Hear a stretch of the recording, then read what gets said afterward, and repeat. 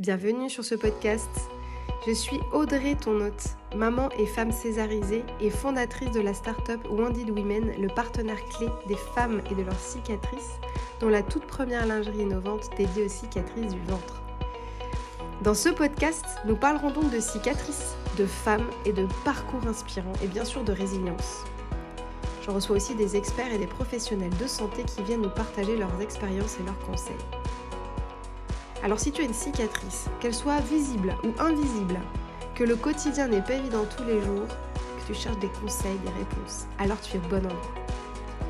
Si tu veux rencontrer d'autres femmes dans des événements extraordinaires, qui ont la même cicatrice que toi, que tu veux du fun, que tu veux avancer, alors retrouve-nous aussi sur Wounded Women officiel, sur nos réseaux Instagram, Facebook, TikTok, LinkedIn et sur notre site internet bien évidemment.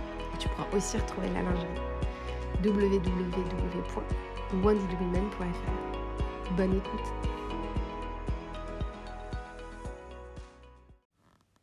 Dans cet épisode, je reçois Anne-Laure. Je suis très heureuse, comme toujours, de recevoir Anne-Laure, mais chaque rencontre est exceptionnelle et unique.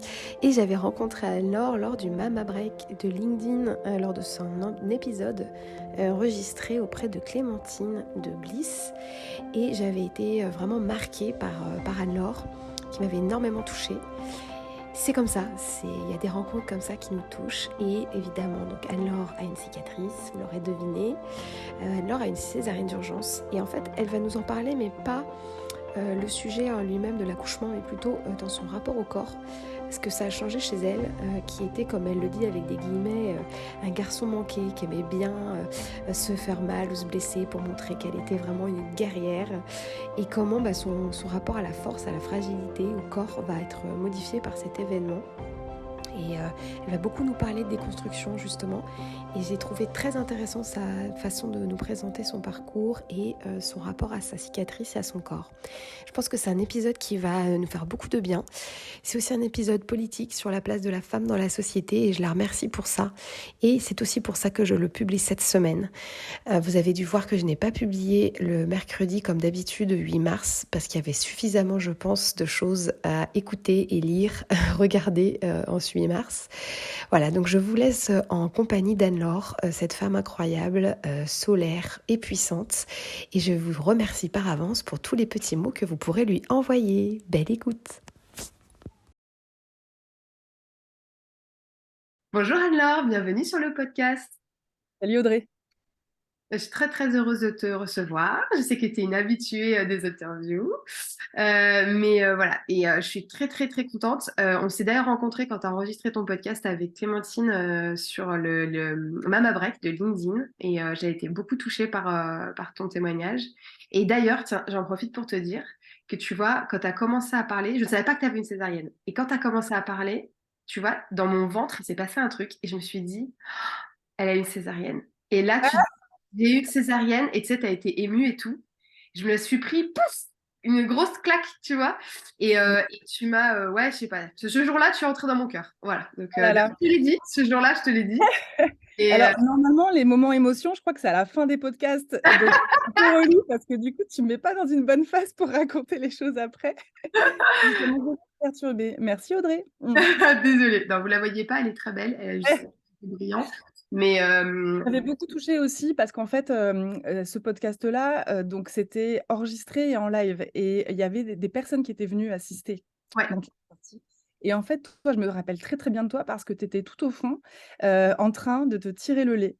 Heu et en fait, cette image-là, elle m'a donné une force, si tu veux, parce que, je me suis, vue en toi, quelques mois après et cetera, avant pardon. Et du coup, j'ai adoré, cette scène, te voir, enfin ça m'a donné énormément de force en fait pour, parler après. Donc, en plus, quand après tu es venue vers moi et que j'ai compris qu'on avait eu un parcours, de césarienne, et du coup pas mal de choses, en commun, ça m'a beaucoup touchée aussi. Donc je suis ravie de participer, à cette interview pour toi. Voilà. Ça, c'est génial, tu vois, c'est une rencontre. Alors, c'est vite, j'ai une fois en vrai, mais tu vois, je sais que le jour où on se revoit, ce sera très fort. Enfin, voilà, merci la vie pour ça. Donc voilà, tu peux te présenter, me dire qui tu es, ce que tu fais dans la vie. Et Oui, alors Bah, je m'appelle Anne-Laure, mes proches m'appellent, Traki, c'est mon pseudo un peu, on va dire, dans mes activités créatives. J'ai, 37 ans et qu'est-ce que je peux te dire d'autre? J'habite à Montreuil, à côté de Paris et je suis originaire de la Nièvre. J'ai un papa, français originaire de la région de Bourgogne et une maman, andalouse, donc d'Espagne. Voilà. Ah, beau métissage, comme tu es belle comme tout. Tu peux nous dire ce que tu fais dans la vie? Parce que quand même, on va en parler après. Alors, du coup, je travaille dans la mode, en fait, et je suis spécialisée dans le visual merchandising. Donc, le visual merchandising, c'est tout ce qui est présentation des vêtements dans les vitrines et dans les boutiques. Comment on va exposer, en fait, les produits pour donner le plus envie possible aux personnes, représenter une identité visuelle, etc. Ça, c'est mon métier que je pratique depuis plus de 15 ans. Avant, j'étais styliste et puis, depuis quelque temps, je me suis mise à mon compte, après toutes ces expériences pour avoir ma propre marque, qui s'appelle donc Boomker, où je fais de l'upcycling pour les enfants et les adultes et puis, je continue à faire du conseil en visual merchandising et du freelance, pour des, maisons, heu, des belles marques, des maisons, de luxe ou des marques premium et cetera. Donc je continue à faire ça en parallèle, voilà. Donc, ce Ouais, sont mes activités. c'est génial. Et bah, on va en parler justement après, comment Bunker est arrivé dans ta vie. Et les pièces, elles sont canon. Et je vois derrière toi les petits tissus que j'adore là, tigrés, qui sont trop beaux. Alors, tu sais que le mantra, c'est pas de cicatrices en super-héroïne. De quelle cicatrice tu vas nous parler aujourd'hui? Mmh. Alors, sans surprise, je vais, te parler, évidemment de la cicatrice de la césarienne, mais pas que la cicatrice, physique, je dirais, parce que finalement, c'est quand j'ai compris que ce n'était pas qu'une cicatrice physique que, j'ai su aussi comment je pouvais, surmonter, l'épisode, voilà. Bon, je dis surmonter, heu aujourd'hui, j'emploierais peut-être plus ce mot-là, mais à l'époque, c'était, compliqué, cette, cicatrice de césarienne. Hem, il faut savoir que, depuis toute petite, j'entretiens un rapport très particulier avec la cicatrice de manière générale. Donc, je vais te parler d'abord de mes cicatrices parce que ça Oui. fera le lien avec ce qui est arrivé après. En fait, je sais pas pourquoi, j'ai pas encore creusé le sujet vraiment, mais depuis toute petite, j'adore les cicatrices et je suis super fière d'en avoir. Alors, ça va de, celles que j'ai eues, en essayant d'escalader un muret, celles où je me suis fait un bobo, puis finalement j'ai gratté la croûte, le plus possible pour que ça laisse bien une marque. Donc j'ai une grande cicatrice sous le bras, j'en ai pas mal sur les genoux. Il y a aussi les moments où j'étais en colère, où j'ai eu mes premières déceptions, amicales ou amoureuses, où je me suis carrément, scarifié des choses. Enfin, je me grattais, tu vois, avec des petits, alors je sais pas si les gens se rappellent, pour les gens qui sont nés à peu près dans les années, donc je suis née en 85, il y avait un espèce de jeu où tu faisais fondre du plastique, Magic Plastique, je crois ça s'appelait. Ah oui, pour faire des colliers, des choses comme ça, là? Non? Exactement. Normalement, D'accord. c'était pour faire ça. Sauf qu'en fait, moi, je me fabriquais des petits bâtons avec ça, fins et comme c'était un petit peu, rugueux et machin, je m'en servais pour me gratouiller, tu vois, mes croûtes, mes cicatrices, tout. C'est un peu dégoûtant quand je le dis comme ça. Mais en fait mais en fait, il faut dire que moi, je sais pas, je trouvais ça badass, en fait. J'aimais bien, j'aimais bien le côté cicatrice et montrer qu'en fait, j'ai pas peur et Oui, de c'est toute ça. C'était pas le côté dark du sujet, c'était plus de façon dire exactement. j'ai des marques et je suis un soldat, quoi. Ouais, exactement. Non, j'étais pas du tout gothique, tous ces trucs-là, pas du tout.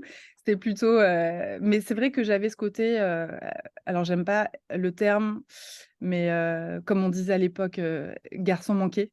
Ouais. Heu et donc c'était aussi quelque part, une manière de dire: «Bah, voilà, bah, moi je fais aussi des trucs, je tombe, je tant mieux». Enfin, j'aimais bien la C'est fragile. ouais, exactement. Ça, c'est toujours ce qui m'a insupportée, les imprimés floraux et le côté fragile. C'est ce qui va, du coup, provoquer pas mal de chamboulements au moment de devenir maman.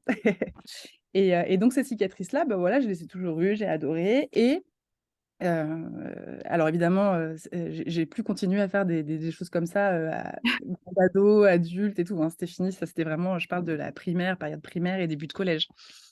Et puis, j'ai toujours eu un comportement plutôt, voilà, solide, courageuse, Ouais, fonceuse. vraiment. Tu vois, j'ai fait, des arts martiaux quand j'étais plus jeune. Je fais du skate, voilà, j'aime beaucoup les sports à sensation, les sports où, ouais, il y a un truc qui se passe, quoi, voilà. Aussi corporel, du coup. Exactement. Il y a un vrai rapport, au corps, le jiu-jitsu, j'en ai fait, pendant des années, j'ai adoré. Je me rappelle avoir, reçu un énorme coup, à un entraînement et en fait, je faisais de la danse hip-hop en parallèle et je voulais quand même faire mon spectacle, donc j'ai fait le spectacle avec ma blessure. Enfin et j'ai dit après seulement que j'avais un problème, on m'a envoyée à l'hôpital tout de suite après. Enfin, tu vois, c'était vraiment ce truc-là de, pousser en fait les limites, pousser, à fond le corps. Voilà. Ça, c'est quelque chose, voilà, j'ai pas mal. Je me plains jamais, j'ai pas mal. La douleur pour moi, c'est un sujet, heu, où, oui, OK, je peux ressentir, la douleur, mais j'ai une capacité de résistance à la douleur qui est assez forte. Voilà et donc, je pense que tu me vois venir, je vis ma petite vie, je rencontre, un homme, que j'aime beaucoup qui s'appelle Loïc. Je ne veux pas d'enfant, ça je le dis souvent, je le rappelle souvent. En fait, parce que je crois que j'ai compris aussi pourquoi certaines femmes ont plus de mal que d'autres, peut-être, à l'arrivée d'un enfant. Pour tout ce qui est, la charge mentale qui explose, même si on est, par exemple, je prends l'exemple d'un couple hétéro qui est plutôt égalitaire. Au moment où on a l'arrivée de l'enfant, bah, on croyait que c'était plutôt, équilibré et puis en fait non. Il y a une charge mentale qui explose malgré tout, même pour les couples où il y avait un partage des tâches. Hem, il y a, un chamboulement des habitudes de vie. Il y a ce qu'on appelle, le deuil, tu sais? On dit souvent qu'il faut faire, le deuil Mmh. de la vie d'avant, Mmh. parce que ça va être différent forcément et cetera. Ce deuil, il est plus difficile à faire du coup, je trouve, dans ce cadre-là et donc voilà, il y a quelque chose comme ça qui s'installe, je trouve qui est pas évident. Et puis aussi parce qu'on ne parle pas de la maternité sous cet angle. Tu sais, on est Oui, bercé par le côté hyper positif et on se rend pas compte que, ce moment d'adaptation parce qu'en fait, la vie revient enfin, un moment de vie reviendra où tu pourras retrouver un peu, ce driver, un peu plus toi-même et tout. Mais en fait, cette période qui va durer, alors en fonction des enfants, plus ou moins longtemps, où tu vas avoir, bah, en fait, l'enfant va être dépendant vraiment émotionnellement de toi. On nous en parle pas du tout. Et au contraire, on va, je trouve, indiquer que ben, s'il est autant dépendant en termes de sommeil, en termes d'émotion, en termes de séparation, ben, c'est qu'il y a un truc qui va pas. Tu sais que tu rends pas, tu t'es pas un bon parent, je te vois sourire. ça va bah, ça va pas chez toi. Voilà, il y a un truc qui va pas. Et en fait, comme on nous parle pas de cette période-là, bah toi, tu te remets en question et je trouve que c'est même double effet qui se coule parce que du coup, tu es percuté par ce que tu racontes, mais tu es doublement percuté par le fait de dire, mais attends, ça dure. C'est pas que les 3 mois, tu vois. C'est que Mmh. ça dure dans le temps. Ça dure 1 an, ça dure 2 ans. Narwhal dit que postpartum dure 3 ans et je pense que c'est aussi à cause de ça. C'est dans le sens, bah, la petite enfance, bah ouais, t'accompagnes un petit être humain, quoi. Donc, si t'as pas autour de toi le fameux village ou un certain équilibre, c'est méga dur. Et je trouve que c'est d'autant plus dur parce qu'on nous en parle pas, en fait. On ne parle pas de cette difficulté. En tout cas, voilà, moi, c'est par cette étape-là que je suis passée, donc de la petite fille, solide qui adore les cicatrices, qui adore tomber, se faire mal et qui a pas trop mal, et qui pensait pas avoir un enfant un jour, à, la femme, qui, bah, du coup, est, est amoureuse, a un projet d'enfant, découvre tout, parce que du coup, je m'étais absolument jamais intéressée à tout ce qui touche, de près ou de loin à l'enfant, y compris dans la mode et mes études. J'ai toujours refusé, en fait, de Oui. travailler dans les marques d'enfants, de travailler dans les départements enfants quand j'étais en boutique, quand il y avait un sujet autour de l'enfance, au lycée, en BTS design de mode, bah, non, en fait, je voulais pas. Je trouvais toujours le moyen de détourner le projet pour faire autre chose avec ce qu'on me demandait. C'était vraiment pas un univers qui me plaisait, qui me séduisait et de toute façon, j'ai l'impression que je comprenais rien et que c'était pas mon truc. Donc du coup, tu prends tout ce contexte-là et puis là arrive, bah, le moment où j'ai ce projet, où j'aime la personne avec qui je vis. On a ce projet d'avoir un petit bébé. Je crois que ça va prendre du temps parce qu'en parallèle, j'ai de l'endométriose et les médecins m'avaient dit, enfin ma gynéco m'avait dit: «Ça peut être compliqué, ça peut être long, ça peut être difficile et cetera». Hem, donc elle m'avait un peu préparée aussi à ce que ça se fasse pas tout de suite et ben non, ça s'est fait très rapidement. J'ai eu, alors c'est une petite endométriose, hein, c'était vraiment petit, c'était léger. Hem, mais ça m'handicapait pas mal en fait, surtout avant d'avoir l'enfant.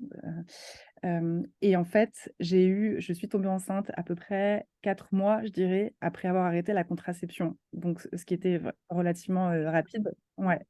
Hem, donc je m'y attendais pas, je pensais pas que ça allait être, voilà, soudain. Puis, du coup, j'étais hyper heureuse. Voilà, j'étais très contente, moi j'étais ravie de savoir que j'allais avoir un enfant, une enfant et puis, bah, j'ai bien vécu les étapes, physiquement.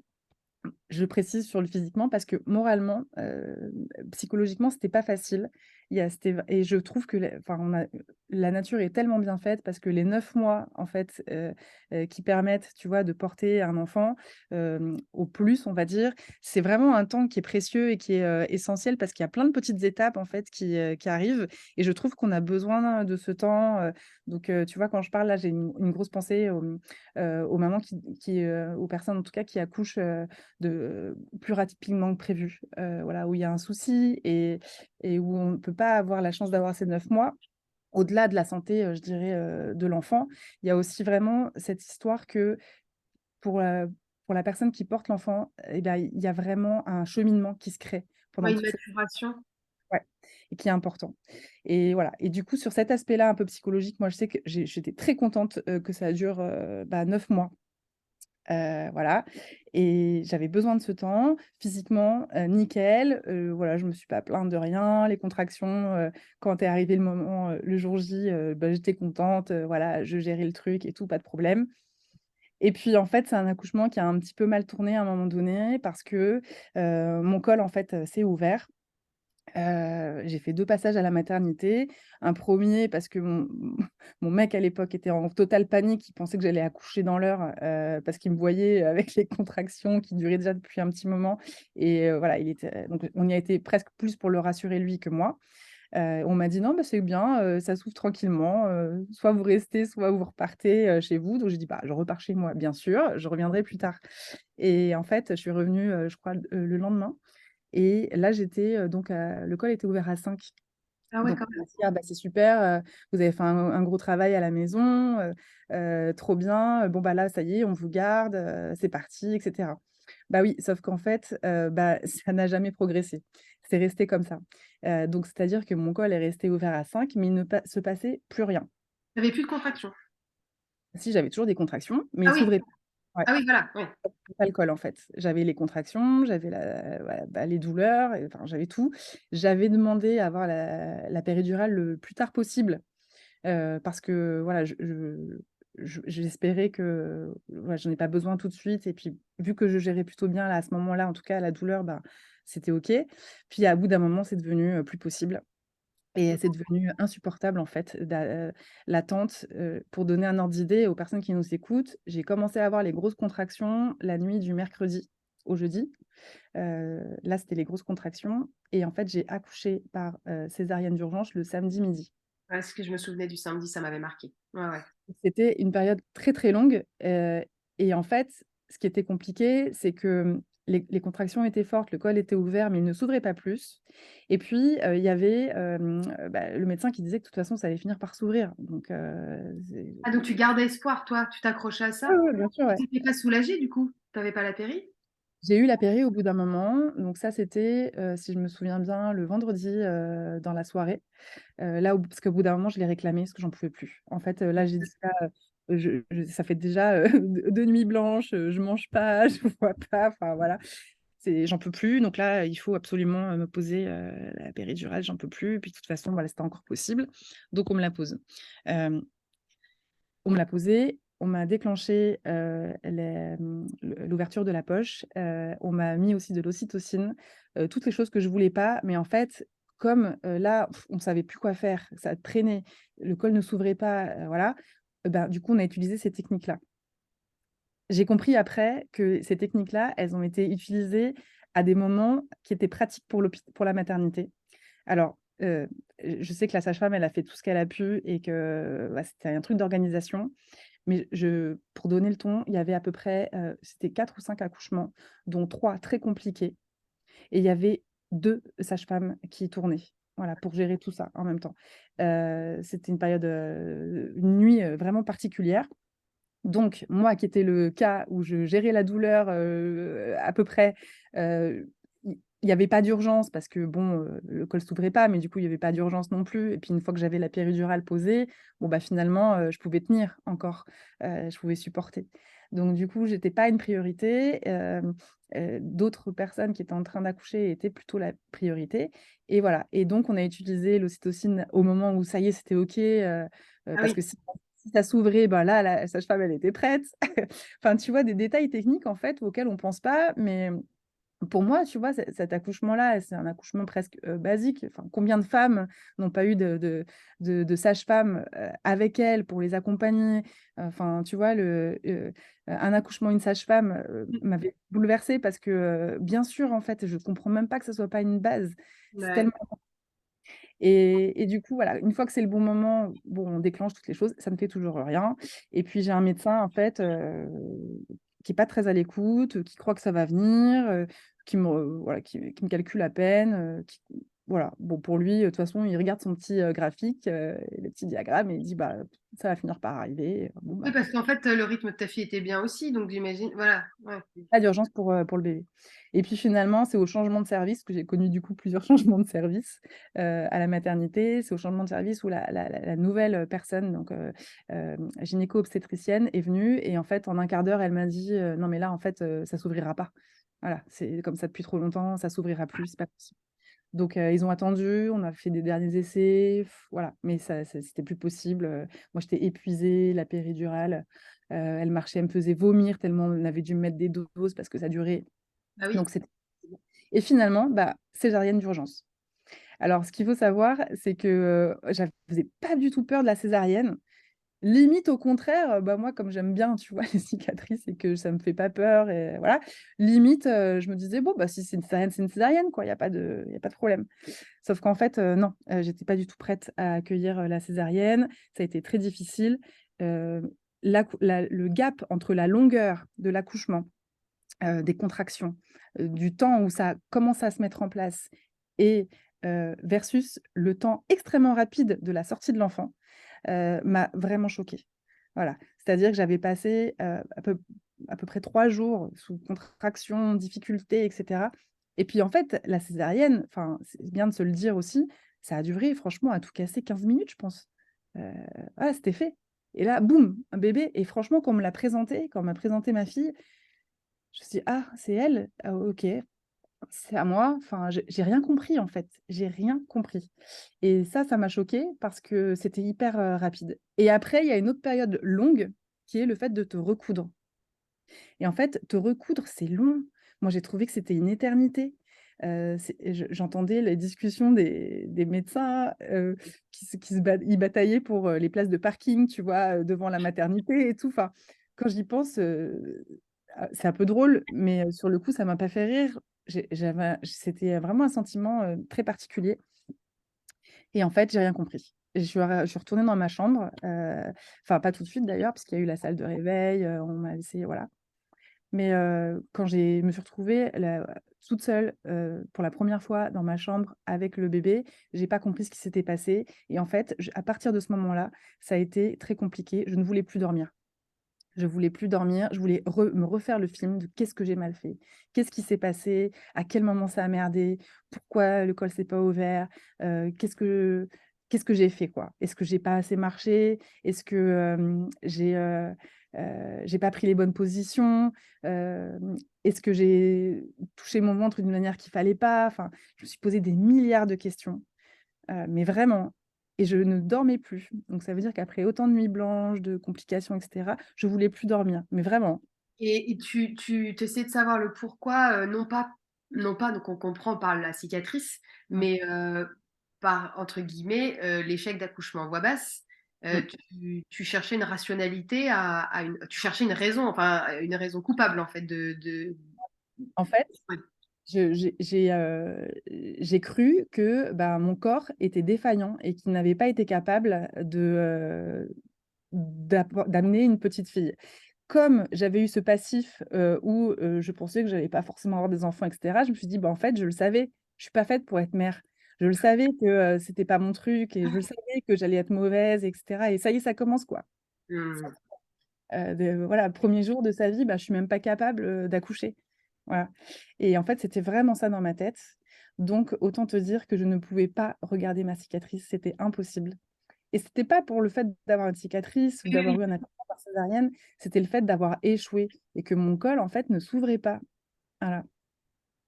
Et Bon. puis, double dose de culpabilité, en fait, j'avais fait une blague quelques jours avant, l'accouchement en disant: «Non mais de toute façon, si elle veut arriver, le 22, moi je vais serrer fort le col parce que je veux qu'elle arrive le 23, comme ça elle sera lion comme moi». Parce C'était que le 23? et en fait, bah, du coup la césarienne c'était le 22 juillet Ah, et le 23 juillet, c'est le 1er jour des lions. Et en fait, en rigolant quelques jours avant, hein, j'avais dit: «Ouais, je me retiendrai, faut qu'elle sorte, le 23 juillet, comme ça sera une petite lionne et tout», voilà. Sauf qu'en fait, du coup, bah, ça m'a fait pleurer, une fois que j'étais seule dans ma chambre, je me suis dit: «Mais c'est de ma faute, je me oh suis là là. la poisse, c'est de ma faute si mon col s'est pas ouvert, je suis bête, pourquoi j'ai pensé ça?» et cetera. Enfin, voilà. Donc enfin, tu vois, même une petite phrase comme ça, une blague quoi, se transformait en gros sujet de culpabilisation, voilà. Et en fait, la culpabilité, c'est vraiment le mot le plus, fort à ce moment-là. Je veux plus dormir, je veux plus manger, je veux juste comprendre ce qui s'est passé et pourquoi ça marche pas, quoi. Pourquoi ça a pas marché? Et est-ce que, dans le parcours, à ce moment-là, la maternité, tu as eu le débrief de Oui, l'opération? ah Ils sont ben, expliqués? oui, oui, franchement, l'équipe, donc c'était à la maternité des Lilas et l'équipe de sages-femmes ont été mais, géniales, ainsi que la médecin qui m'a fait l'opération, qui a pris cette décision en fait de passer en césarienne d'urgence. Elles ont été mais géniales, elles sont venues me voir plusieurs fois, elles m'ont tout expliqué, hein, franchement, elles ont été top. La psychologue aussi de la maternité, tout le monde a vraiment été présent. J'ai eu une équipe de choc autour de moi, vraiment et ça, c'est une chance parce que, au moins, là, j'ai eu des explications, on va dire techniques, Oui. un accompagnement médical pour le coup, et même psychologique pour pouvoir m'aider, en tout cas, au démarrage. Voilà et ça, c'était super important. Tu vois, la 1re fois, hem Ah ma belle. non, c'est toujours difficile d'en parler sans émotion, bizarrement. Mais la 1re fois en fait, que on les sages-femmes sont venues dans ma chambre, elles ont compris que je pouvais pas regarder ma césarienne, Ah ma oui. cicatrice. Et en fait, ces femmes-là, enfin là, c'est vraiment des pleurs, enfin une émotion de joie, Ouais. hem, parce qu'en fait, elles m'ont dit: «Ah ouais, mais c'est pas grave, vous êtes pas obligés de la regarder, restez allongée» et en fait, il y en a une. Je sais plus son prénom. Elle a pris ma main et en fait, elle m'a juste proposé de toucher la cicatrice. Super de faire ça. Ouais et en fait, franchement, ce petit détail tout bête, il m'a tellement aidée, quoi. En fait, c'était attends, faut que j'arrive à ne plus, laisser d'émotion parce que les gens ne vont rien comprendre. Bon, Tu as le droit aussi, tu sais, hein, c'est autorisé. hem, donc en fait, cette sage-femme, elle m'a beaucoup aidée parce que le toucher, en fait, a été, hyper important. Je ne pouvais pas regarder, heu mais par contre, je toucher, ça me donnait, une petite connexion, en fait, avec ma cicatrice, avec ce qui s'était passé et ça, si je peux le donner, alors après, je sais pas trop si est-ce que les personnes qui vont t'écouter, elles vont t'écouter après potentiellement être passées par une césarienne Les ou 2, vraiment les 2, les 2, les 2. tu vois, celles qui potentiellement se renseigneraient pour l'avant, bah, toucher, en fait, la cicatrice, je trouve, c'est tellement un petit peu par petit peu, tu vois? Petit à petit, j'ai repris une expression de ma fille. La toucher, c'est important parce que ça te reconnecte un minimum, en fait, avec ton corps et tu sais que c'est à toi, c'est pas quelque chose de différent de toi, c'est pas quelque chose d'autre. Ça fait partie de toi et je trouve que c'est parfois, plus facile parce que l'image dans le miroir ou même de se regarder, on voit, en fait, la marque d'une manière blessure, heu et il faut un peu plus de temps, je trouve, en tout cas ça c'était mon cas, pour le voir comme une blessure d'héroïne, une blessure de Oui, guerrière. bien sûr, Ça bien m'a sûr. pris plus de temps. Voilà. Et de toute façon, c'est un ch oui, oui. De toute façon, c'est un process, hein, avant de le voir comme ça, tu as l'acceptation, enfin voilà, c'est Exactement. bien sûr. Mais, je trou c'est hyper intéressant ce que tu dis déjà, enfin, évidemment, moi je suis aussi très émue parce que Mmh. mais, Le conseil que je donne toujours, c'est ou tu touches ou tu regardes, mais Mmh. essaie de faire l'un des 2. Parce Ouais. que dans les 2 cas, effectivement, il faut que tu puisses te reconnecter et ce que je trouve qui est dans ce que tu as dit, je le vois d'une autre manière à laquelle j'avais jamais réfléchi, c'est que quand tu touches le recousu. Tu vois ce que je veux dire? Tu touches le fait que c'est, que pas t'es guéri, mais que c'est passé. Tu vois ce que je veux dire? Alors qu'effectivement, quand tu regardes, surtout si tu la regardes tôt, bah, il y a les œdèmes, il y a les bleus, ça peut saigner un peu. Donc effectivement, tu vois plutôt une blessure. Genre, tu vois plutôt le fait que c'est ouvert. Alors que si tu touches plutôt le côté c'est fermé. Je sais, c'est bizarre, mais c'est ce qui me vient dans ce que tu me dis. Oui. Et c'est vrai que ça peut être même rassurant en fait. Oui, bah, je trouve parce qu'en fait, tu vois, c'est un peu, une forme de d'autoprotection finalement, de poser Ouais, la main sur la cicatrice, de la voilà, de la poser, même sans je parle même pas de massage et de choses comme ça, donc ouais, voilà, juste toucher. mais vraiment juste, poser, tu vois, ça fait une espèce de petite chaleur, un espèce de contact, peau à peau avec toi-même en fait, qui est plutôt, je trouve, rassurant effectivement. Voilà, donc ça, pour la cicatrice, voilà comment ça s'est passé. Donc évidemment, bah, ça m'a beaucoup, fragilisée pour la suite, ça a été très compliqué. Je voulais tellement pas dormir qu'on a dû me mettre, en fait, des petites gouttes qui m'ont fait m'endormir immédiatement, voilà. Donc tu vois, il y a eu tout un process comme ça qui a été très compliqué. Mais aujourd'hui, là, c'est, 5 ans après, en fait, je suis tellement fière de cette cicatrice parce qu'en fait, elle a changé tout ce qui va suivre. J'ai plus eu, le même rapport à mon corps forcément. J'ai plus eu, la même notion de c'est quoi la force. Tu vois? D'un coup, la petite fille, qui, pense que, bah, on montre qu'on est forte quand on sait escalader, plus haut que les gars et qu'on tombe et qu'on a des cicatrices. Bah, en fait, elle a disparu.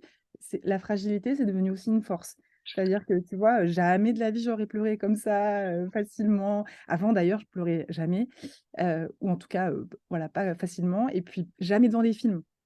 Maintenant, le film, la moindre scène un petit peu, et ça, je sais qu'il y a beaucoup de mamans qui vont se reconnaître là-dedans parce qu'il se passe un truc quand même, en termes de sensibilité et de fragilité qui est différent, je trouve Ah oui, et oui, ben, je suis d'accord. ouais, même moi avec mon background, ça m'a fait cet effet-là, quoi. Donc du coup, j'ai découvert une nouvelle sensibilité et j'ai décidé que ça serait pas une fragilité, enfin, ce serait pas un défaut ou une défaillance, ce serait une force. Parce qu'en fait, je me suis dit: «Bah, en fait, plus je suis sensible et fragile et tout ça, bah, plus je suis vivante, en fait». Donc c'est cool aussi de se sentir vivante et effectivement, je pense que, parfois la carapace, de la force, elle t'empêche, d'être, pleinement toi ou pleinement vivante, d'une certaine manière. C'est hyper intéressant ça. Et du coup, bah, maintenant je me suis construit une nouvelle, personne, enfin, j'ai évolué du coup dans ce sens-là. Ça a bouleversé mon rapport, au travail dans le sens où je voulais, absolument que si je passe du temps au travail, bah, ça me plaise plus que jamais. Ça m'a déclenché, évidemment, une envie de prendre la parole autour de moi, auprès de femmes qui allaient avoir des enfants, par exemple, pour les préparer, enfin, j'ai pas la prétention d'être capable de préparer les gens, à tout ce qu'ils peuvent vivre après comme traumatisme, mais en tout cas de partager sur mon vécu. Parce que moi, on m'avait pas vraiment, proposé certains récits dans lesquels, enfin, qui auraient pu m'aider, en fait, finalement. Heu, les générations d'avant, elles parlaient avec beaucoup plus de pudeur de tout ça. Moi, c'est une fois que j'ai accouché que les femmes de mon entourage, de ma famille, ont commencé à me raconter leur réalité et je leur ai dit: «Mais vous exagérez, mais pourquoi vous racontez pas ça plus tôt?» «Oh bah, sinon personne ferait d'enfants» et cetera. Enfin, il y a vraiment ce truc-là et j'ai dit: «En fait, non, non, non, c'est, pour moi, c'est un acte aussi, militant de se dire, je serai prête à répondre aux questions de mes copines ou en tout cas à leur dire, certaines choses qu'on leur a peut-être pas dit, tu vois? De la manière dont se déroule une césarienne. Moi, j'étais persuadée que j'étais prête, hein, j'avais suivi les cours et tout, voilà. J'avais pas notion de la secousse que tu peux ressentir interne quand on sort le bébé, du temps que prennent les choses, tu vois? Bah, oui, 15 minutes pour sortir un bébé, versus peut-être, je sais pas, une demi-heure pour recoudre, tu vois? Le double, et versus, toute la période, où tu as les contractions. Tu vois, la notion de timing, on n'en parle pas beaucoup. La notion de sensation, parce que oui, tu n'as pas mal, on t'ouvre sous anesthésie, mais tu sens tout ce qui se passe quand même. Bah, en fait, ça, c'est quelque chose à comprendre aussi. Donc tu vois, juste après tout ça, moi, j'ai eu envie de partager ça. C'est pour ça que je réponds souvent, avec plaisir, tu vois, aux podcasts, aux interviews, parce que je sais que si on se transmet les choses entre nous, Bien on sûr. peut que, se rendre plus forte, plus prête. Et puis, bah, voilà, moi, j'ai envie que ça se passe bien pour tout le monde et puis, au final, moi, je suis hyper fière de ma cicatrice de césarienne. Ça a permis d'évoluer, de grandir. J'ai créé des nouveaux projets autour. J'ai réussi à lier ça avec mon parcours dans la mode aussi, la manière même de faire, de coudre, de découdre, hem, dans ma technique, donc de l'upcycling, avec ma marque de vêtements. Tout ça, c'est des choses qui sont arrivées. J'ai allaité ma fille, alors que je pensais pas du tout que j'allaiterais, évidemment. Dans la suite logique, des choses, tu comprends que moi je m'étais dit: «Oh là là, l'allaitement, franchement si ça marche tant mieux, si ça marche pas, c'est pas grave». Bah, non en fait du coup, j'ai mis, beaucoup de cœur, à le faire et j'étais fière de ça et je me suis dit: «Mais non, mon corps il est pas défaillant, j'ai réussi à faire ça, je suis trop fière de moi». À mon avis, j'aurais pas eu de césarienne, j'aurais peut-être pas allaité, tu vois? Ah Et ouais. en fait, au final, bah, ces 2 années, d'allaitement, elles m'ont beaucoup appris, beaucoup apporté. Donc en fait, tout ce qui s'est passé après ne serait peut-être pas arrivé s'il n'y avait pas eu, cette blessure. Hem et par contre, ça a pris du temps de le transformer, de prendre conscience des choses, d'arriver à comprendre vraiment le cheminement, tu vois? Entre la cicatrice visible, la cicatrice invisible, comment après petit à petit tu peux te déconstruire pour te réapproprier ton corps et enfin, bah, reprendre confiance, et puis avancer quoi, tout simplement, tu vois? Et la confiance. Mmh. Ouais.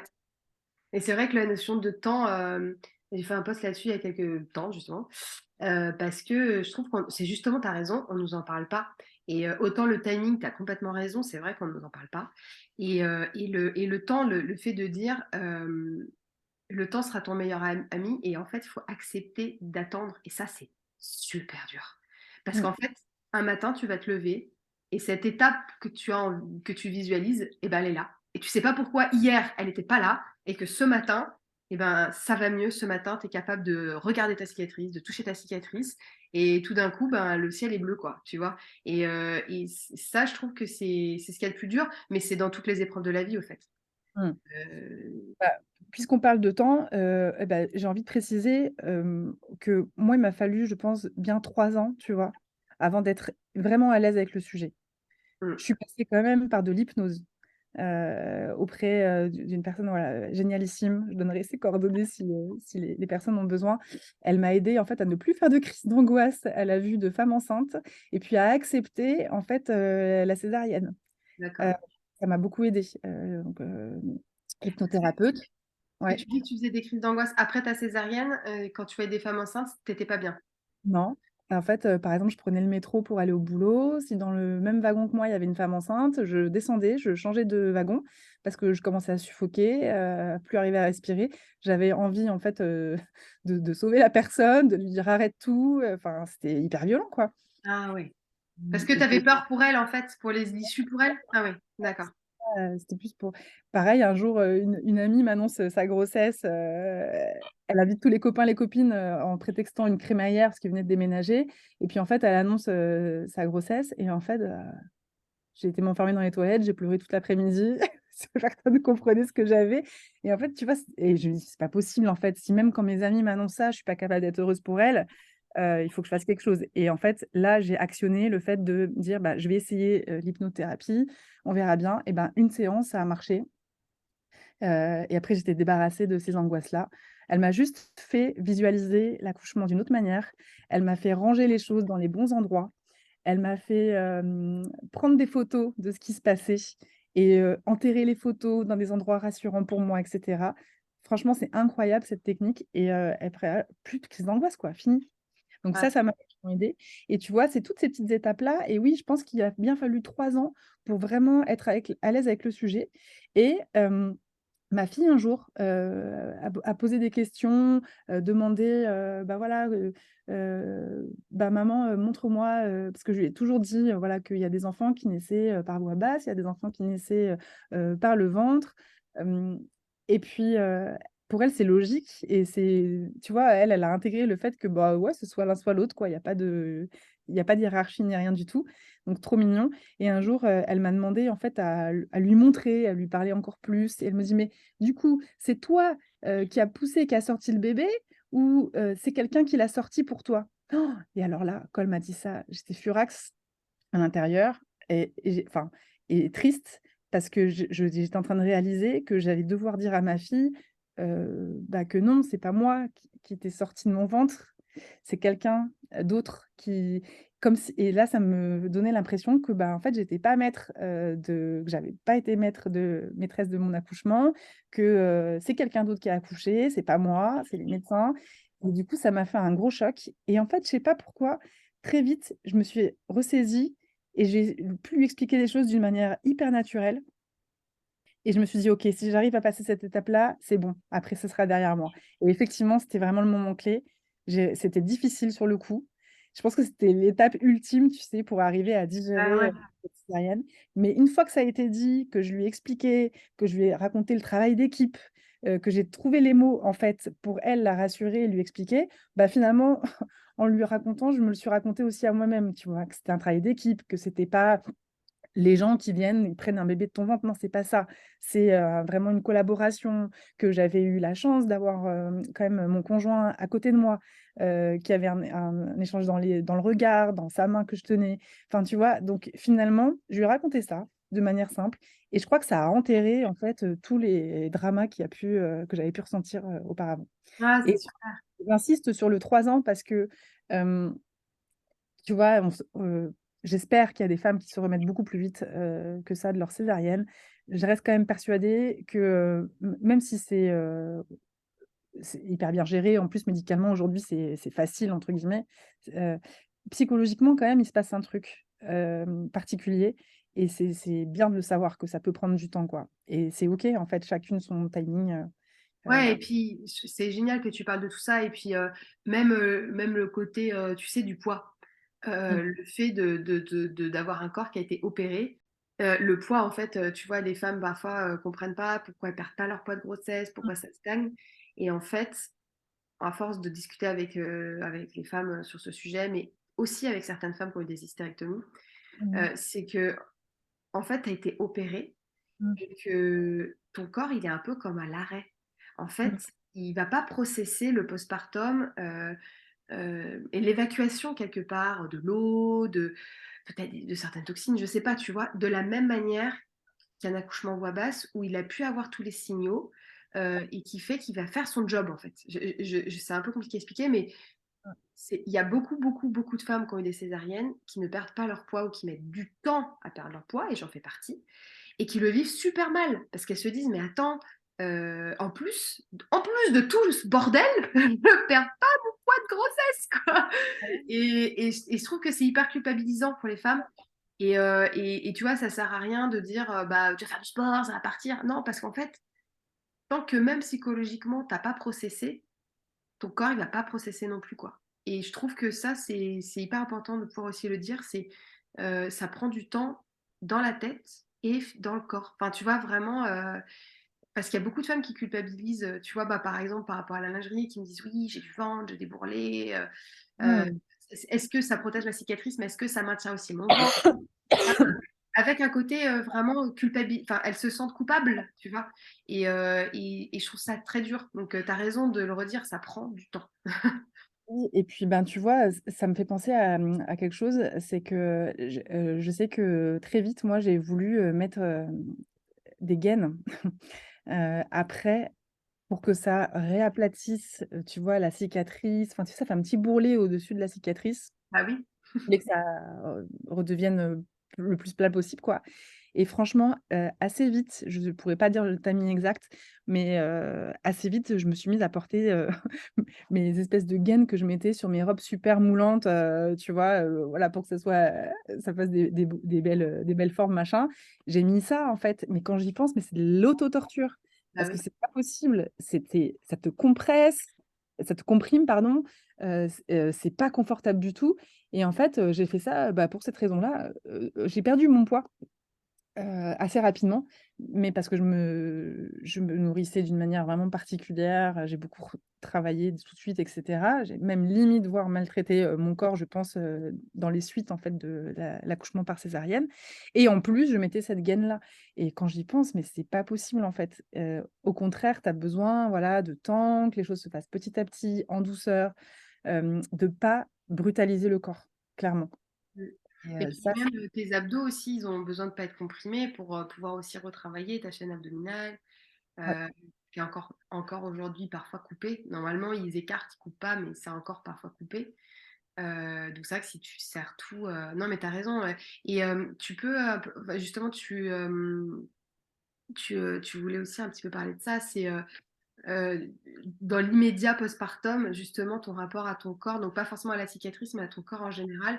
Si tu voulais un petit peu parler de ça, justement, que tu disais, je me suis maltraitée un peu inconsciemment, j'ai maltraité un peu mon corps de manière inconsciente. Bah, je crois qu'en fait, pendant toute, cette évolution après l'accouchement, j'ai pas respecté mon corps, en fait. Comme je l'avais vu comme, défaillant, pas capable d'avoir, un accouchement entre guillemets «normal», que, mon col s'ouvre pas, que je suis peut-être pas une vraie femme de toute façon. Tu vois? Comme s'il fallait pour être une vraie femme, fallait, mais c'est fou, hein, ce que j'avais intériorisé alors que je le pense pas, mais en fait, je me suis rendu compte que c'était les traces que ça avait laissées chez moi, en fait.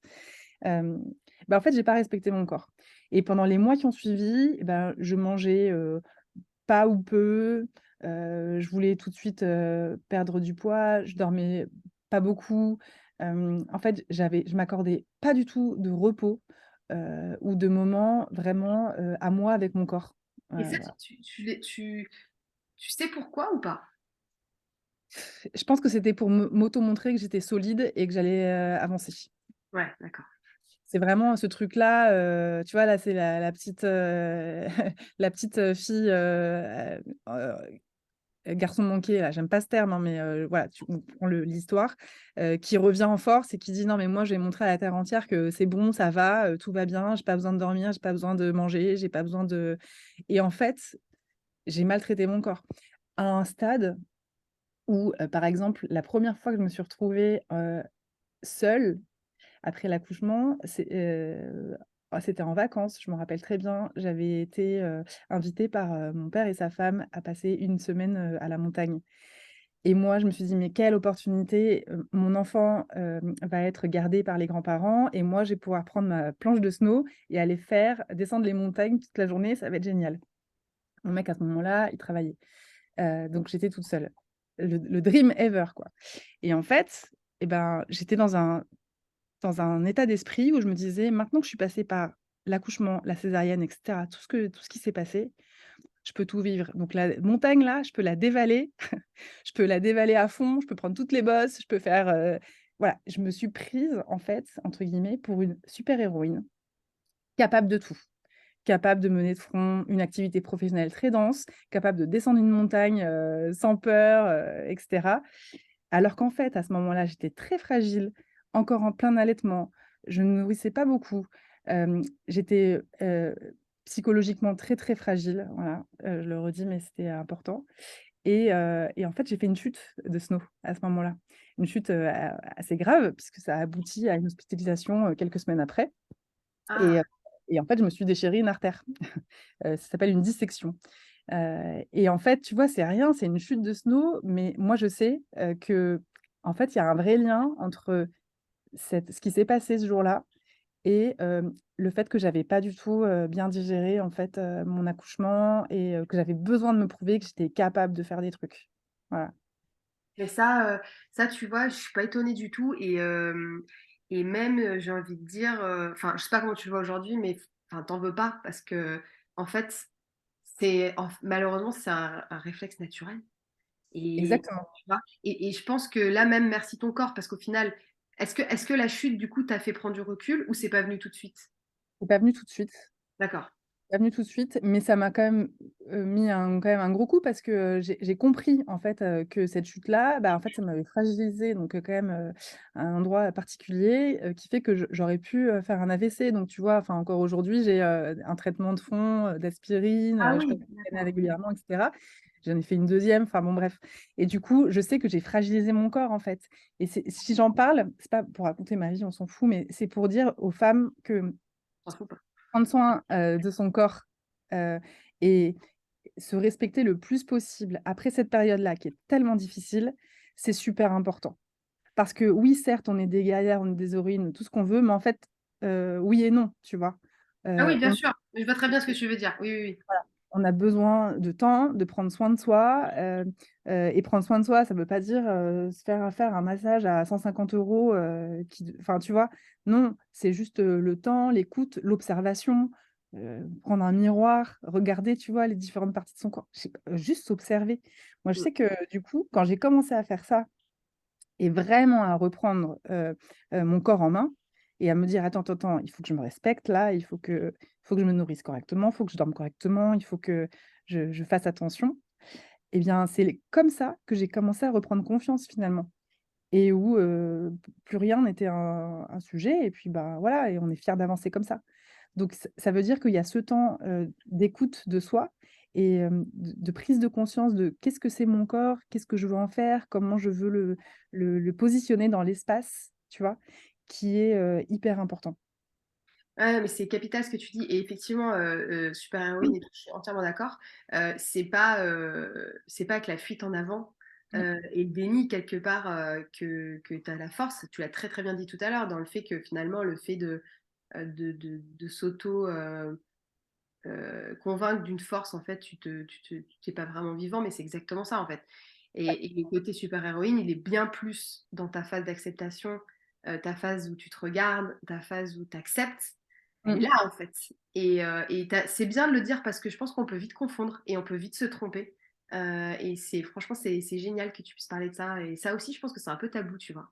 Parce qu'on Oui, va parce attendre d'une femme, tu vois, qu'elle reprenne du poil de la bête. Et tu vois, je trouve que aussi le temps de gestation, quelque part, de cet après, il mmh. est valable aussi pour l'entourage. C'est-à-dire qu'il faut nous laisser du temps. Nous, on doit se laisser du temps, mais il Mmh. faut aussi que l'entourage nous laisse du temps. Alors, je ne sais pas ce que tu penses de ça aussi, mais tu vois, de ne pas nous demander trop vite non plus d'aller super bien, d'être bien physiquement et psychologiquement, parce que ça peut prendre du temps et Après, je comprends que ça puisse aider, tu vois? Aussi, je comprends qu'il y ait des femmes que ça aide de se dire, «Je suis tout de suite opérationnelle», que ça rassure, tu vois? Ouais, Il y a différents types de profils, mais c'est vrai que l'entourage, je pense que s'il y a un entourage bienveillant, quand je parle d'entourage, je parle pas forcément, de, conjoint ou conjointe, mais aussi, je sais pas, une pote, une oui, ouais. grand-mère, Oui. enfin, Mm. quelqu'un de confiance qui est bienveillant et qui peut voir les signes. Ça, franchement, ça n'a pas de prix parce que, tu peux, montrer, au monde entier que tu es, badass et que tu es capable de ci et de ça. Il y a forcément une personne qui te connaît bien, à un moment donné, qui peut être capable de te dire: «Mmh, moi, je sais que là, tu files un mauvais coton et ça va pas» et en fait, juste faire ce rencontre-là, bah, ça peut vraiment, aider, tu vois? Et je le dis donc pour les femmes qui peuvent être dans cette situation, mais aussi en tant que personne aidante. Ouais, complètement. Connaître, chez, ta copine, qui vient d'avoir une césarienne, qu'en fait, tu sens qu'en fait, elle va pas hyper bien, même si elle te montre par A plus B que sa life, elle est, mortelle et que tout va bien. Bah, en fait, juste reconnaître un tout petit peu et accompagner en douceur, ça a pas de prix franchement. Ouais, non, c'est hyper précieux. Et du coup, est-ce que tu veux nous dire un peu deux mots de Bunker parce que tu parlais justement de l'upcycling, il faudrait que tu relises pour ceux qui ne connaissent Mmh. pas. Mmh. Le fait de coudre, si tu veux en dire aussi deux mots dans ton et comment ça s'inscrit aussi toi dans ce process finalement d'acceptation, de nouvelle vie, de peut-être nouvelle hygiène de vie aussi, etc. Bah, c'est vrai que je crois en fait, je me rends compte que maintenant, là, la petite, elle a 5 ans, tu vois? Ça fait 5 ans, à peu près que j'ai accouché, 5 ans et demi même. Heu je me rends compte que j'ai mis en place sans le savoir, plein de choses pour me réapproprier mon corps et ma vie. C'est passé par, l'entrepreneuriat, donc avoir mes propres projets, c'est passé par, l'engagement, me mettre, vraiment très active sur, l'accompagnement, d'autres femmes pour des sujets, pas d'ailleurs en lien qu'avec la maternité. Hem, c'est passé par, reprendre le sport aussi et faire des sports particuliers. Le jiu-jitsu, j'ai repris alors que je l'avais pas fait depuis le lycée. Bon, bah, après quand j'ai eu mon petit problème d'artère, j'ai dû arrêter Ah oui. mais tu vois, c'est des le mettre son corps en fait avec le sport et cetera.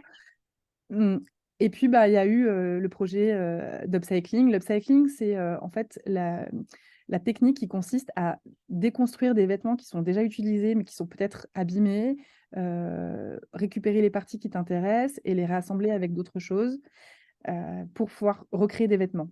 Donc c'est une technique un petit peu de récupération, si tu veux, des tissus qui dorment ou qui vont aller à la poubelle ou voilà, des chutes, plus des vêtements et avec tout ça, tu découpes et tu reconstruis un nouveau vêtement. Ça, j'ai mis du temps à me rendre compte qu'en fait, c'était hyper drôle parce que, moi, j'ai pas du tout fait ça en lien à la base, avec, l'idée d'évoquer la césarienne. Bah, en fait, c'est une suite logique presque, tu vois? Donc dans mon pro, j'ai réussi à mettre en place des choses pour pallier à ce qui s'était passé. Dans mon perso, le fait de danser. Alors là, je sais pas s'il y a des personnes qui nous écoutent, la danse, quel que soit le type de danse, c'est hyper libérateur. Quand tu as une césarienne, je trouve, hem, là, ton corps, il est vivant, quoi, tu vois? Et il est en action et il bouge, il ressent. Puis en plus, ce qui est génial avec la musique, d'une manière générale, c'est que tu as des vibrations qui vont venir à l'intérieur de ton corps bah, si elles te plaisent bien sûr, mais il faut trouver les bonnes vibrations qui te correspondent, le style de musique et ça et après bouger sur ça et bah, je trouve que ça aide aussi, tu vois? Et donc c'est toutes ces petites choses-là qu'on peut mettre en place et qui finalement, bah, voilà 5 ans après, ça permet d'être complètement, libérée et puis surtout, d'avoir envie de partager ces tips-là aux autres, quoi. Voilà. Ouais, c'est vraiment génial et aujourd'hui, justement, avant que tu nous donnes, tous tes conseils Mmh. et un dernier message, mais hem, qu'est-ce que tu aurais envie de dire à enfin, j'aime bien poser cette question parce que par extension, je me la pose à moi aussi. Qu'est-ce que tu as envie de dire à Anne-Laure de sa convalescence immédiate, Mmh. de son postpartum immédiat? Là, aujourd'hui, qu'est-ce que tu veux lui dire? Mmh. Hem, ouais, j'ai envie de lui dire, «Dors parce que tu vas voir, c'est le meilleur truc qui te soit arrivé». Oui, oui, c'est vrai. Voilà, je crois que j'ai envie de dire ça. Ah ouais, vraiment, il y aurait pas eu, cette cicatrice de césarienne, je crois que j'aurais pas la même vie aujourd'hui, en fait. Ouais. J'aurais pas fait les mêmes choix, j'aurais pas, ouais, tout a vachement changé, vraiment, fondamentalement. Dans mes valeurs, dans mon positionnement avec les autres, dans les relations que je choisis, dans la nouvelle direction de mon parcours pro. Trop de choses ont changé et en fait en positif, je dirais. Alors, ça passe par des étapes, chaotiques certes, notamment pour le couple. Bah, c'est pas le sujet du jour, mais c'est difficile, hem, mais tellement important. Donc en fait, moi je reviens en arrière, je me dis: «Beh, dors en fait ma fille parce que tu as besoin de sommeil, il faut que tu te reposes et t'inquiète pas, c'est trop bien que ça te soit arrivé en fait». Ouais. Voilà, je dirais ça. Ta pulsion de vie est là et tu prends un autre chemin. Non, c'est ouais, je je Mmh. du coup, si tu avais 3 conseils à donner, alors tu en as déjà donné beaucoup, mais est-ce que tu ou peut-être les résumer, mais les 3 conseils que tu voudrais donner aux femmes justement, qui, vont le vivre ou l'ont vécu, en tout cas un parcours un peu similaire au tien, qui vont se reconnaître dans ton histoire, voilà. Mmh. Alors, je suis toujours mal à l'aise avec l'idée de donner un conseil parce qu'on a tellement des vécus différents, Oui, oui, mais c'est des conseils, vraiment perso, c'est-à-dire ouais, des conseils que tu aurais envie de donner à ta meilleure amie qui voit, qui a un peu la même façon de voir les choses que toi, qui tu sais qui pourrait t'ébranler, et tout à t'inquiète pas, celles et ceux qui mmh, nous écoutent font la part des choses. C'est vraiment, OK. voilà, les conseils d'Anne-Laure. Alors, je dirais, je l'ai dit tout à l'heure, mais le se toucher et s'observer, voilà. Ça, pour moi, c'est pour le corps, c'est vraiment super et pour le moral, du coup, c'est super important. Et s'observer, mais vraiment, c'est rien du tout, mais je pense que passer 10 minutes à se regarder de la tête aux pieds, «Ah bah tiens, elle est comment ma peau là, la petite tache, le truc, tu vois? Mais vraiment le corps en général, pour aussi passer sur, la cicatrice de la césarienne, mais pas que, tu vois? Pas en faire un focus et ben, je pense que déjà c'est super. Ouais, Heu, et se regarder en entière, parce que souvent, moi, ce que je vraiment dis, faire c'est on se regarde et la zone en ouais, question est zappée. exactement. Et me quand je dis se regarder, c'est pas forcément devant un miroir, parce que Ouais, souvent, il y a un petit problème quand on se regarde dans le miroir, alors que quand on se regarde le corps de soi à soi, tu vois, on baisse la tête concrètement et on regarde ce qui se passe. C'est pas pareil parce que là, c'est nous, c'est pas l'image en fait qu'on renvoie, c'est vraiment nous, notre chair. Donc ça, c'est super important, je trouve. Après, c'est trouver, la manière dont, on peut s'épanouir dans notre quotidien. Je pense que je souhaite vraiment à toutes les femmes qui nous écoutent de pouvoir s'épanouir dans un domaine. Alors, bah, tout simplement, avec son enfant, voilà, si, ça peut être la source première d'épanouissement, avec une passion, avec un travail, avec quelque chose, mais en tout cas quelque chose vraiment de personnel, de particulier et de trouver ça, en fait. Parce que ça restera une espèce de bulle de confort, dans laquelle on pourra se plonger quand ça ira pas. Voilà. Donc ça, voilà, c'est aussi quelque chose que je peux recommander. Mmh. Et puis après, écouter aussi, et observer autour de soi. Je Quand tu vas, dans une manif ou quand tu lis un livre ou que tu écoutes des podcasts, tu te rends compte que tu es pas seul. Et en fait, savoir qu'on n'est pas seul, alors que notre situation est unique et ben ça, c'est pareil, ça donne beaucoup de force, je trouve. Ouais, exactement. Non, Voilà. mais c'est vrai que de le dire comme ça, parce que c'est vrai qu'on dit souvent on n'est pas seul, mais c'est vrai de redire. Et c'est pareil pour les femmes qui ont des cicatrices dans le cadre de la maladie, c'est qu'il y a d'autres femmes malades, mais leur situation est quand même unique, mais évidemment, puisqu'on est des individus, forcément.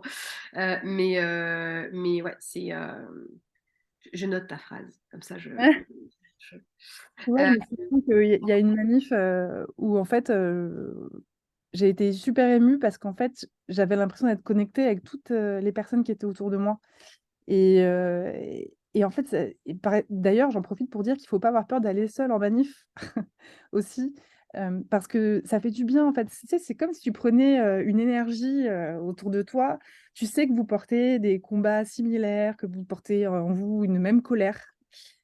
Et du coup, je trouve que ce sont des moments privilégiés où, alors je pense à la manif parce qu'en plus on est en plein dedans en ce moment, en France cette semaine. Mais c'est vrai que c'est des moments forts, je trouve, où tu peux capter l'énergie des autres et renvoyer la tienne. Et ça, bah, voilà, des moments un peu de fragilité, je trouve que c'est important aussi, tu vois? En fait, je trouve que la base, c'est que si ta cicatrice t'a mis en colère, comment tu transformes ta colère? ah Voilà, bah, c'est ça. ça. Mmh. Ah oui, ah oui, oui, je suis bien, Et bien d'accord. et ça prend du temps, mais si tu trouves cette réponse-là, franchement, mais c'est la meilleure chose, quoi. Ouais, c'est très vrai. Du coup, avant de te demander comment on peut te contacter, est-ce que tu as une ressource particulière qui t'a aidé, je veux dire concrète, tu vois, une lecture, même, donc tu avais parlé d'hypnose par exemple. Voilà, est-ce que tu as une ressource particulière que tu veux recommander? Encore une fois, c'est très personnel, mais enfin, Oui, c'est ce que les gens recherchent, c'est d'avoir aussi des suggestions. Donc, si tu as une ressource que tu veux recommander, écoute, je vais t'en partager 2 qui n'ont aucun lien. c'est très bien. Mais je me dis, voilà, on sait jamais, ça peut peut-être, donner des idées. Donc il y en a une, c'est quand même, comment dire? C'est le film À la vie, d'Aude Ah, Pépin. bah oui. En fait, bon alors, la coïncidence fait que, on parle beaucoup de la maternité des lilas dans ce documentaire, Ah oui, c'est vrai. qui est et du rapport entre les sages-femmes, les personnes qui ont accouché et cetera. Et en fait, moi, à ce moment-là, j'ai compris plein de choses. Je vois la petite affiche, À la vie juste derrière toi et j'ai compris plein de choses, en fait, grâce à ce docu.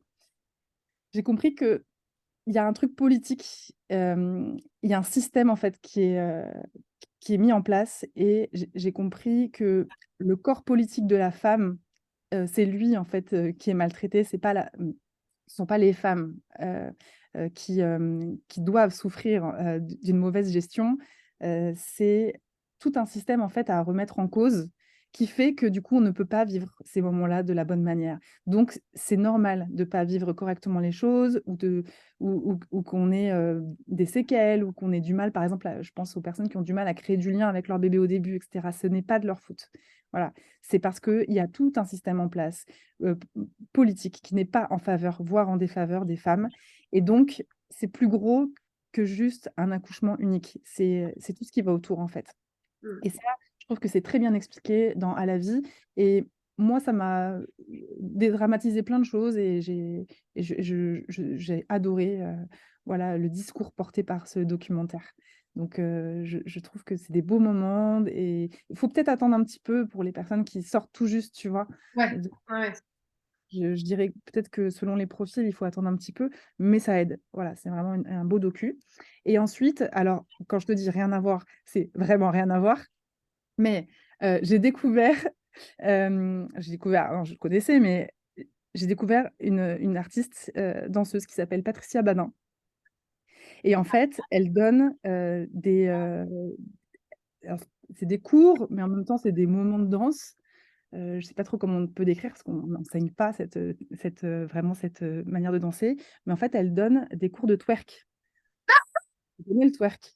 Ouais et en fait, quand je te dis ça a rien à voir, rien à voir et en fait, le truc, c'est une femme exceptionnelle. C'était par curiosité à la base, avec une amie et tout, on s'était dit: «Bah tiens, moi je comprends pas, moi, je m'entraîne dans ma salle de bain, ça fait pas pareil, vas-y, je veux qu'on aille voir». C'était vraiment parti de là, sauf qu'en fait, je suis arrivée et c'était pas un cours de danse, c'était pas un cours où on m'apprend comment, bouger mes fesses, pour que ça fasse comme dans les clips, des musiques que j'écoute et tout, pas du tout. Heu, En fait, c'était un truc d vraiment qui donne du pouvoir. ouais, Ouais et en fait, j'ai, adoré parce que, bien sûr, elle te montre des techniques, elle t'accompagne, voilà, la musique, elle te plaît ou pas et cetera. Mais c'est surtout que, il se passe un truc dans le corps et dans la prise de conscience de tout ton corps, de la tête aux pieds parce que, il se passe des trucs dans les coussinets de tes orteils, quand tu twerks, et aussi dans le haut de ta tête, tu vois? C'est pas tout n'est pas focus, sur ton boule et en fait je te jure que moi, ça m'a vraiment libérée de plein de choses et j'en ai parlé avec d'autres je me suis dit: «Non, mais je suis vraiment barge quand même» et en fait, j'en ai parlé avec d'autres femmes et d'autres femmes m'ont dit pareil et maintenant, tu vois, bah, là, j'ai une copine, je vais l'embarquer à un cours, elle a accouché il y a pas si longtemps, enfin, assez pour, avoir fait oui, sa oui, rééducation et pour cetera. pouvoir bouger et tout, ouais, ouais. Parce que je sais que ça donne une confiance en soi et un développement de son corps qui est hyper, riche, quoi, tu vois? Ah, c'est C'est un génial. c'est presque un rite, bah, de toute façon, cette danse à la base, bon, Patricia en parlerait évidemment bien mieux que moi, mais est très liée avec des rites de passage et cetera et du coup, bah, tu vois, je trouve que, quand c'est bien transmis et que c'est dans la bienveillance et cetera, c'est plus qu'une danse, c'est carrément, heu, c'est carrément un moment de femme à femme, quoi, tu vois? Ah, c'est génial, c'est génial. Ça donne envie d'y aller direct. Bah, vas-y, c'est tous les dimanches, à côté de Barbès, dans le 18e. Non, non, franchement, je recommande, ouais.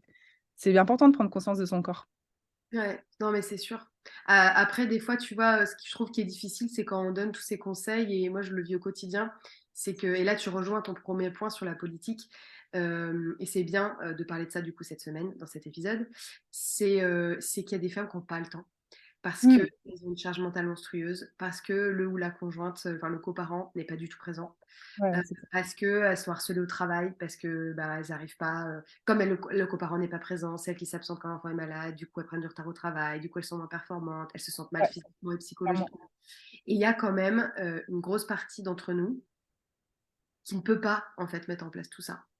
Ouais. Parce que, c'est pas accessible et c'est pas une question financière. Il y a une question financière, mais il y a Mmh. aussi une question de disponibilité mentale et hem et du coup, je pense à elle aussi, Oui. parce qu'on devrait toutes pouvoir aller à ce cours de danse. Ouais. Donc voilà, donc je te remercie, de parler de ça parce que ça rappelle aussi combien, en fait, on n'est pas en train de dire qu'il faut prendre une semaine, Mmh. dans les Maldives ou je sais pas où. On est en train de parler juste d'aller à un cours de danse et en fait, ça devrait être, Tu as raison de le signifier parce que d'ailleurs, les personnes avec qui j'y vais, sont mamans, et parfois il y a le sujet de comment on fait pour les enfants, tu vois? Et c'est une organisation à mettre en place. Ça veut dire que pour s'autoriser à avoir du temps personnel, il faut déjà que tu réfléchisses à comment tu vas faire pour t'organiser et ça, si tu as pas de l'aide autour de toi ou si tu as pas des solutions, c'est compliqué, tu vois? Et donc je trouve qu'au moins, ce qu'on peut faire, c'est s'entraider entre nous, tu ah, vois? je suis d'accord. Ouais, clairement. À Entre tour de personnes rôle. comme Allez, ça. je te garde ton enfant, c'est toi qui vas danser. Ouais.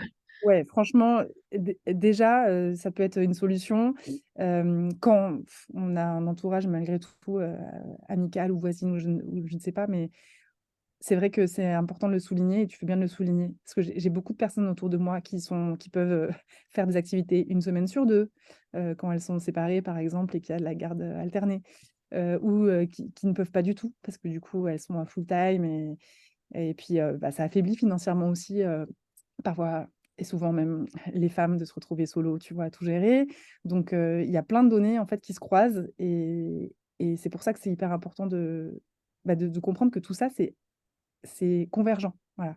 Ce sont des problématiques convergentes et politiques qui font qu'il y a des choses à traiter pour que ça puisse mieux se passer. Ce n'est pas normal effectivement de ne pas pouvoir être libre, de pouvoir, accéder à des activités et cetera, parce que techniquement, tu ne peux pas. Bah, Mmh. ouais. Non, bah, merci beaucoup franchement alors, franchement je pourrais faire cet épisode pendant toute la journée.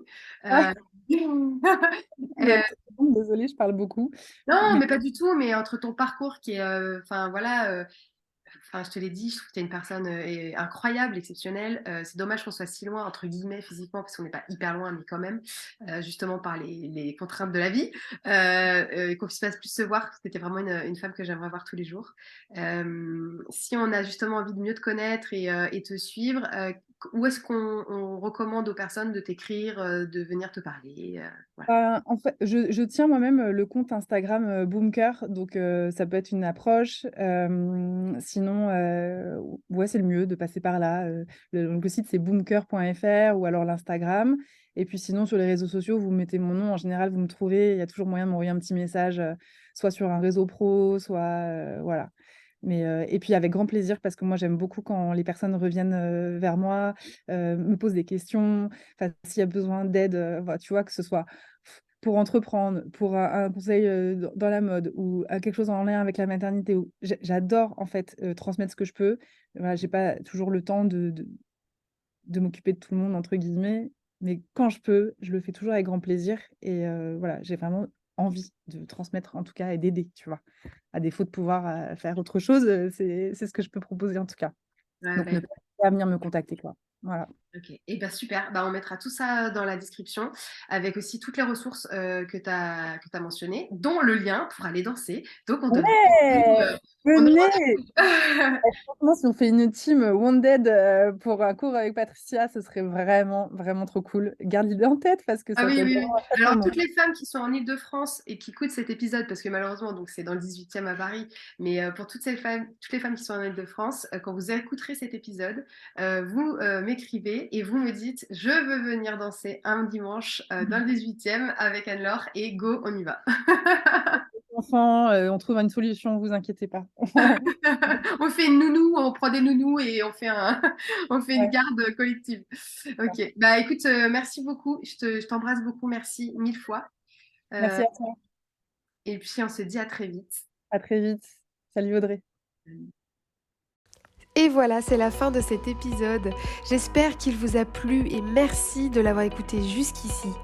Si vous souhaitez témoigner vous-même ou suggérer le témoignage d'une femme résiliente que vous connaissez, contactez-moi sur Instagram Wounded Women officiel ou sur LinkedIn à mon profil Audrey Bouillet.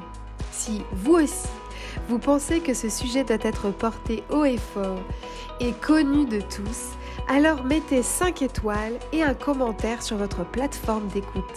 Cela aidera le podcast à se faire connaître et donc aux femmes de trouver des réponses et à se sentir moins seules.